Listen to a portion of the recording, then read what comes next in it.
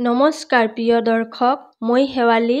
আমাৰ চেনেলৰ অন্য এটি ভিডিঅ'লৈ আপোনাক স্বাগতম জনাইছোঁ। প্ৰিয় দৰ্শক, আজি আমি আপোনালোকক জনাম যে শ্ৰীকৃষ্ণৰ মৃত্যুৰ পিছত ১৬,১০৮ গৰাকী ৰাণীৰ কি হ'ল। এই সন্দৰ্ভত আজিৰ এই ভিডিঅ'টি প্ৰস্তুত কৰা হৈছে। সেইবাবে আপুনি আমাৰ লগত থাকি ভিডিঅ'টি সম্পূৰ্ণ শেষলৈকে চাব আৰু কমেণ্ট বক্সত ৰাধে কৃষ্ণ বুলি অৱশ্যই লিখিব। তেতিয়াহ'লে আহক বেছি পলম নকৰি কাহিনীটোৰ মাজলৈ আগবাঢ়ো।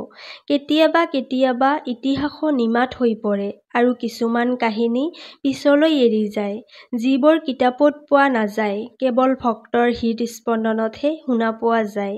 তেনে এটা কাহিনী হৈছে দ্বাৰকাৰ শ্ৰীকৃষ্ণ আৰু তেওঁৰ ১৬,১০৮ গৰাকী ৰাণীসকলৰ। সেই ৰাণীসকলৰ হাঁহি এসময়ত ৰাজপ্ৰসাদবোৰত প্ৰতিধ্বনি হৈছিল, কিন্তু কৃষ্ণৰ মৃত্যুৰ পিছত তেওঁলোকৰ চকুপানী বুৰঞ্জীৰ পাতত পুতিবলৈ গৈ আছিল। তেন্তে আহক সেই মুহূৰ্তলৈ যাওঁ, যেতিয়া এই ৰাণীসকলৰ ভাগ্য চিৰদিনৰ বাবে সলনি হৈ গ'ল। দ্বাৰকা আছিল সাগৰৰ ঢৌৰ ওপৰত অৱস্থিত এখন সোণৰ নগৰী, য'ত প্ৰতিটো পুৱাই শংখৰ শব্দৰে মুকলি হৈছিল আৰু প্ৰতিটো সন্ধিয়া চাকিৰ পোহৰেৰে সজাই তোলা হৈছিল। এইখন কোনো সাধাৰণ চহৰ নাছিল, এইখন আছিল ভগৱান শ্ৰীকৃষ্ণৰ বাসস্থান। সেই স্থানত স্বয়ং ঈশ্বৰে নিজেই মানুহৰ ৰূপত বিচৰণ কৰিছিল। এই নগৰখনৰ আটাইতকৈ সৌন্দৰ্য আছিল সেই ৰাণীসকল, যাৰ চকুত বিশ্বাসৰ লগতে হৃদয়ত প্ৰেম আছিল আৰু যাৰ জীৱনৰ প্ৰতিটো মুহূৰ্ত শ্ৰীকৃষ্ণৰ নামত সমৰ্পিত আছিল। শ্ৰীকৃষ্ণৰ ১৬,১০৮ গৰাকী ৰাণী আছিল।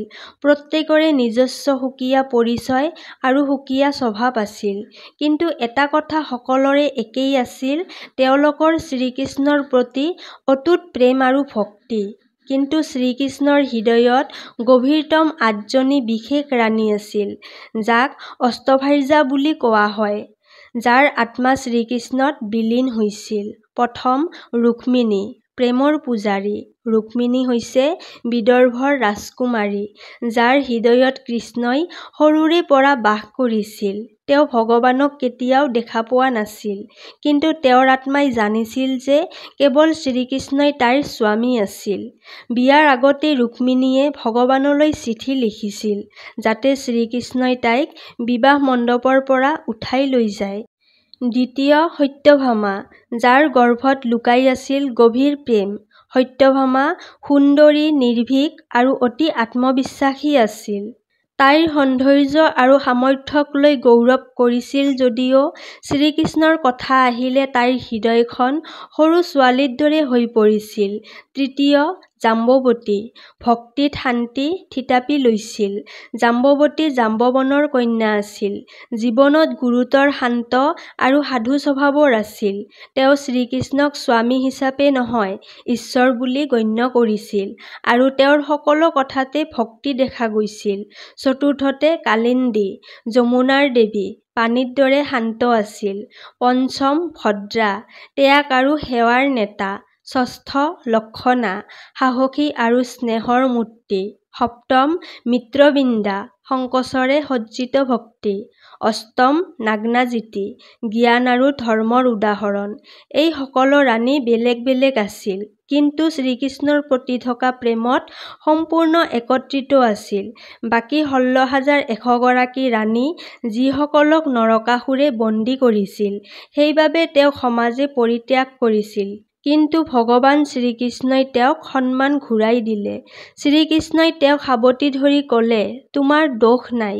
যদি এই পৃথিৱীয়ে তোমাক বুজিব নোৱাৰে, তেন্তে মই তোমাৰ লগত সদায় থাকিম। সেই ৰাণীসকলৰ বাবে শ্ৰীকৃষ্ণ কেৱল এজন স্বামী নাছিল, তেওঁ আছিল সৃষ্টিকৰ্তা আৰু আত্মাৰ মালিক। শ্ৰীকৃষ্ণই যেতিয়া এগৰাকী ৰাণীলৈ চাব, তেতিয়া তেওঁ সেই মুহূৰ্ততে অমৰ হৈ পৰিব, কাৰণ সেই ছাউনীটো কেৱল এটা ছাউনীয়েই নাছিল, ই আছিল মুক্তিৰ অভিজ্ঞতা। সেই ৰাণীসকলে শ্ৰীকৃষ্ণক স্বামী হিচাপে নহয়, সৰ্বোচ্চ আত্মা বুলি গণ্য কৰিছিল। দ্বাৰকাৰ প্ৰতিটো কোণতেই ৰাণীৰ মৰম, সেৱা আৰু ভক্তিৰে ভৰি আছিল। কিন্তু যেতিয়া প্ৰতিটো সুন্দৰ কাহিনী শেষ হ'বলৈ ধৰে, ঠিক তেনেদৰে দ্বাৰকা নগৰীৰ সৌন্দৰ্যও চিৰদিনৰ বাবে থাকিব নোৱাৰিলে। সেই সময়ত আহিছিল যেতিয়া সোণৰ দৰে জিলিকি থকা দ্বাৰকা আন্ধাৰত ডুব যাবলৈ ওলাইছিল। সেইসকল ৰাণী যি আজিও নিজৰ ৰাজপ্ৰসাদত দীপৰ দৰে জিলিকি আছিল আৰু কাইলৈ ধূপৰ ছাইৰ দৰে সিঁচৰিত হ'বলৈ ওলাইছিল।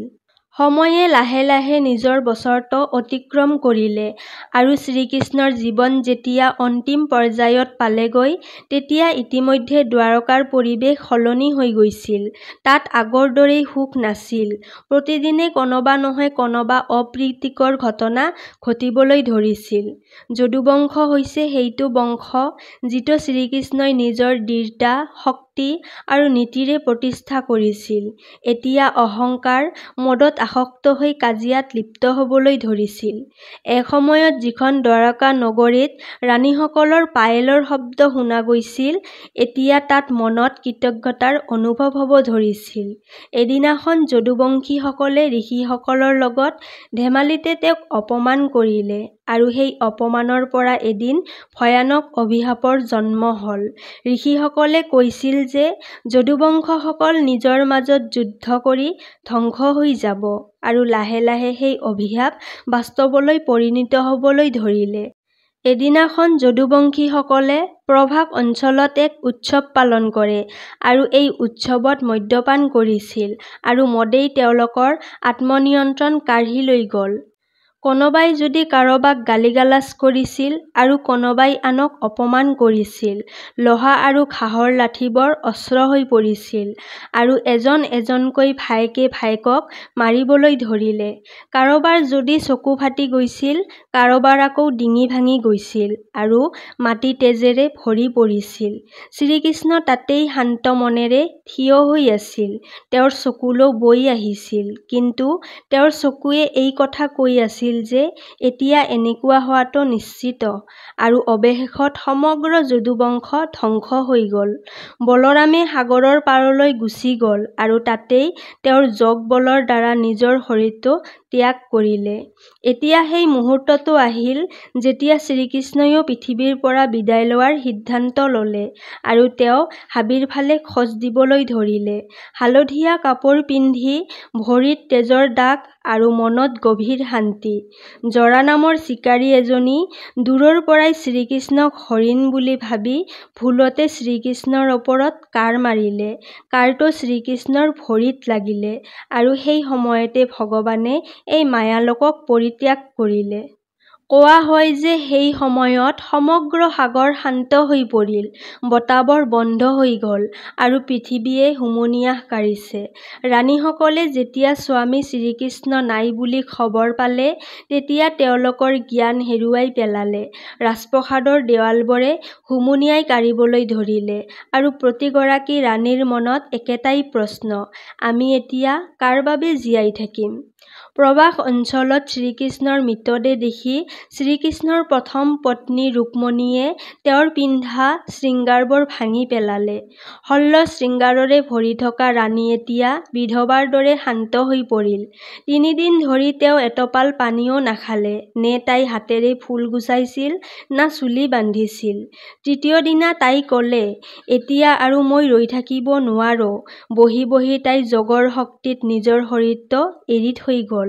শ্ৰীকৃষ্ণৰ দ্বিতীয় প্ৰিয় ৰাণী সত্যভামা অৰণ্যলৈ গৈ তাত এটা মন্দিৰ নিৰ্মাণ কৰিলে, যাক আজিও নাগেশ্বৰ জ্যোতিৰ্লিংগ বুলি কোৱা হয়। তেওঁ নিজৰ জীৱনৰ প্ৰতিটো মুহূৰ্ত শ্ৰীকৃষ্ণৰ নামত উচৰ্গা কৰিছিল। কেইবছৰমান পিছত তাই তাতেই সমাধি লাভ কৰে। তাইকো এজনী দেৱী হিচাপে পূজা কৰিবলৈ ধৰিলে। জাম্বৱতী যুদ্ধ দেৱতা বান্দৰ জাম্বনৰ কন্যা আছিল। তাইক শ্ৰীকৃষ্ণই স্বয়ংবৰত জিকিছিল। কিন্তু এতিয়া তেওঁৰ বাবে যুদ্ধ, শৌৰ্য আৰু প্ৰতিপত্তি সকলোবোৰ অসাৰ যেন লাগিল। যেতিয়া দ্বাৰকা ডুব যাবলৈ ধৰিলে আৰু যদুবংশী ধ্বংস হ'ল, তেতিয়া তেওঁ প্ৰভাস অঞ্চললৈ গৈ জুইত প্ৰৱেশ কৰিলে আন কিছুমান ৰাণীয়েও জাম্বৱতীৰ লগত লগ হৈ নিজৰ শৰীৰক জুইত আত্মসমৰ্পণ কৰিছিল। তেওঁৰ এই সংসাৰৰ প্ৰতি কোনো মোহ নাছিল। তাই নিজকে প্ৰভুৰ ওচৰত আত্মসমৰ্পণ কৰিলে। সাগৰৰ পানী লাহে লাহে দ্বাৰকাৰ ফালে গতি কৰিবলৈ ধৰিলে। ৰাজপ্ৰসাদ, মন্দিৰ, ৰাস্তা সকলো পানীত ডুব যাবলৈ ধৰিলে। এই দুৰ্যোগৰ খবৰ হস্তিনাপুৰ পালেগৈ। শ্ৰীকৃষ্ণৰ প্ৰিয় বন্ধু অৰ্জুন লগে লগে দ্বাৰকা পালেগৈ। সাগৰৰ পাৰত জীয়াই থকা যদুবংশীসকলক দেখি তেওঁ ৰাজপ্ৰসাদত সোমাই জীয়াই থকা ৰাণীসকলক প্ৰণাম জনালে। ৰাণীসকলৰ চকুত এটা আশাৰ ৰশ্মি ওলাই আহিল। এতিয়া তেওঁ আমাক নিৰাপদ ঠাইলৈ লৈ যাব। কিন্তু সময় আছিল। সাগৰখনৰ পাৰ লাহে লাহে ভাঙি গৈ আছিল।